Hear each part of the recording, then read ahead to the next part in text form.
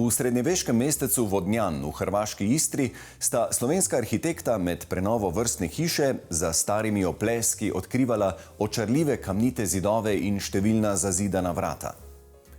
Z radovednim in skrbnim pristopom sta iz stavbe odvzemala, kar je bilo odvečnega, ohranila glavne poteze in ji podarila dotik večnega. Kraljevski tretma za eno tistih prenov, ob katerih obnemimo. Dobrodošli v tej sijajno prenovljeni istrski hiši. Hiši brezčasne lepote, ki ima svoje noge, trdno na tleh in glavo v oblakih. Nina in Matevž, pozdravljena. Najprej me zanima, kaj vaju je sploh navedlo, da ste se odločila za nakup tele hiše in koliko ste imela predtem že izkušenj s tovrstnimi historičnimi prenovami? Vodnjan nam je bil zanimiv na prvi pogled, ker je historično mesto z zelo bogato zgodovino. In ta preplet starega, ki je v veliki meri tukaj neobnovljen, je nam predstavljen neizkoriščen potencial, ker se nam je zdelo, da je to prostor za arhitekturno izražanje. To je bila za naju v bistvu prva taka prenova, da sva sama tudi zelo sodelovala tudi na terenu pri izvedbi. Tako da ta prenova je bila počasna, igriva in nekako temeljena z radovednostjo, kam naj bo naslednji korak pripeljal. Ja, pa tudi gre za eno arhitekturno misel, ki je kar izhodišče najinega dela. Zgrajenih je že ogromno hiš, pozidali smo ogromno prostora, vse novogradnje niso smiselne. Po drugi strani je pa zelo veliko stavb, ki ostajajo prazne, ampak imajo neko čudovito esenco. In to je tisto, kar kot arhitekta iščeva in tudi pri tej obnovi je bila to neka misel. Kaj je bil sicer osnovni koncept te prenove? Deluje v marsikaterem pogledu zelo tako asketsko. Osnovni koncept je bilo v bistvu odvzemanje. Torej, gradili smo z odvzemanjem, kar je obratno, kot je običajno. Prišli smo v prostor, kjer je bil že nasičen in za opremo in za nekimi sloji, ki so jih te prejšnji prebivalci dodajali, zato da bi izravnali stene, da bi mogoče rešili nekje vlago. Različne razlogi so bili za to, ampak določene stene so imele po nekaj centimetrov teh plasti in med temi plastmi je bilo vse sorte.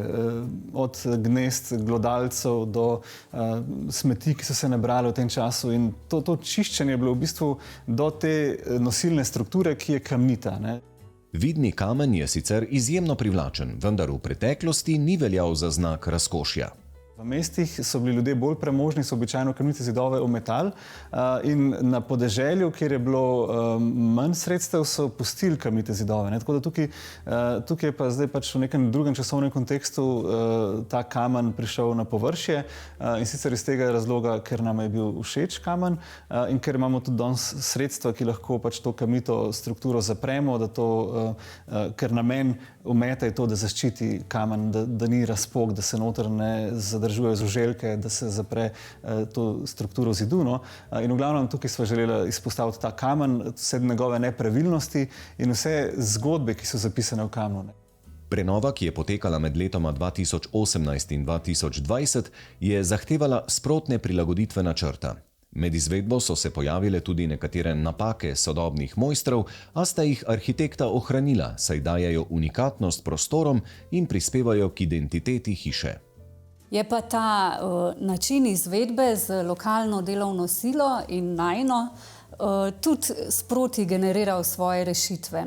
Naprimer tla, tale teraco je Matevž naredil sam oziroma smo ga skupaj, čeprav čist na začetku to ni bila čist ideja. Mi bi pravzaprav želeli to, da izvedajo pač lokalni mojstri, ampak ker niso čist razumeli, kaj mi sploh želimo in niti znali tega izvesti, smo potem to v zaključni fazi mi to izvedli. V hiši so odkrili več zazidanih vrat, kar priča o raznoliki rabi stavbe skozi čas. Tudi stopnišče danes kaže drugačno podobo kot nekoč. Ja, hiša je imela prej eno staro stopnišče, to stopnišče ni bilo spet toliko staro, nekih 100 let, ampak je bilo zelo zanimivo za temi stebrički lesenimi in so ga želeli ohraniti. Nažalost je bilo pa zelo dodelano zaradi vlage, zaradi tramov, ki so bili že poškodovani, povešeni, tako da smo mogli stopnišče potem na novo narediti, ga zamenjati. Tako smo pol to ograjo naredili z jeklenimi nosilci, ki ustvarjajo trdnost te ograje, in vmes med njimi napeljali zajlo, torej jekleno vrv, in na njo namestili lesene stebričke. Tako da od daleč izgleda, kot da lebdijo, še posebej, če pač svetloba od zadaj prihaja, da je osvetljena na ta način, in nastane lebdeča ograja. Arhitekta sta v drugem nadstropju hiše dodala servisni pas, kjer sta nastali novi kopalnici. Tudi inštalacije v objektu sta rešila na domiseln način. V hiši smo mogli napeljati inštalacije tudi za vodo, teh inštalacij je bilo kar nekaj, zato smo uporabili en dimnik, ki ni bil več v uporabi, in smo skozi ta star opuščen dimnik potem speljali vse inštalacije, od vodovoda, kanalizacije in električnih vodov, kar je podometno. Potem, ko pridejo te inštalacije električne na domet, pa nismo želeli v kamnit zid delati utorov, tako da smo potem vse skupaj nadometno napeljali, kar tudi ustvarja potem neko poezijo teh vidnih inštalacij, vidnega živčnega sistema hiše, ki pa je pač seveda nov, so se pa naslanjali nekako na prvo obdobje elektrifikacije, ki je bilo pred 100 leti. Celo Vodnjan slovi potem, da je imelo v Istri prvo javno razsvetljavo, in smo potem se odločili pač za nek ta izgled oziroma način inštalacij, kot so jih v tistem času prve elektrifikacije izvajali. To je nadometno z temi bakelitnimi stikali, vtičnicami in tako naprej.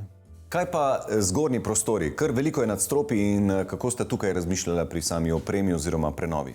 Ta hiša je prizemljena s tem dvovišinskim prostorom, konča se pa po 4 etažah, tako da se odpre z lepim razgledom v bistvu na praktično celo Istro.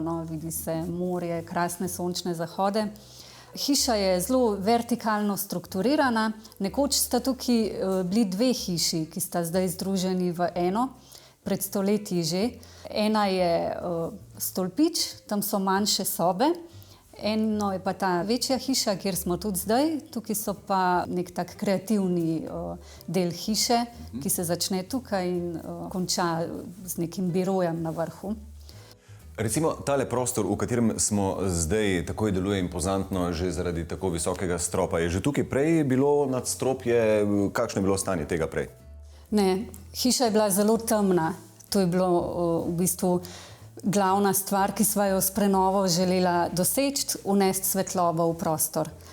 To je pomenilo tudi to, da v tem prostoru odstranimo to etažo, ki je prej bila. Je pa na eni točki je bila hiša popolnoma odprta, od tega nivoja čist do stropa gor.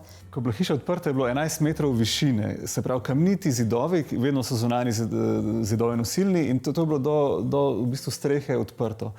In ta volumen je fascinanten. V tem delu je to 11 metrov, na tlori so 5x4, na drugem delu pa 3x3 metre, 11 metrov višine. To so v bistvu nebotičniki, kamniti nebotičniki. In ta fascinacija nad tem, kako so stari mojstri znali graditi tako vitke in visoke objekte z primitivnim materialom, kot je kamen, je res nekaj fascinantnega. In nekaj, kar je po najinem mnenju tisto, kar je treba ohranjati, spoštovati in predajati prihodnjim rodovom.